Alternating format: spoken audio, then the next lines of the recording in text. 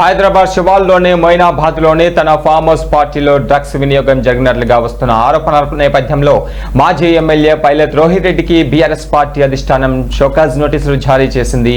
తనపై వచ్చిన ఆరోపణలకు లిఖితపూర్వక సమాధానం ఇవ్వాలని పేర్కొంది. ఇక పార్టీ క్రమశిక్షణను ఉల్లంఘించినట్లుగా భావిస్తున్న ఈ వ్యవహారంపై 7 రోజుల్లోగా లిఖితపూర్వక వివరణ ఇవ్వాలని పార్టీ నాయకత్వం ఆదేశాలు జారీ చేసింది.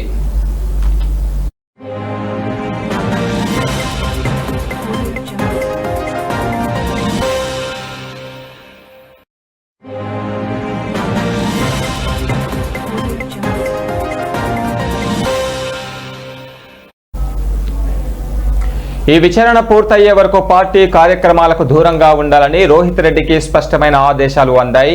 ఇక రోహిత్ రెడ్డి ఇచ్చే వివరణ అసంతృప్తిగా ఉంటే పార్టీ నుంచి బహిష్కరించే అవకాశం లేదా మరిన్ని కఠినమైన క్రమశిక్షణ చర్యలు తీసుకునే అవకాశం ఉందని తెలుస్తుంది.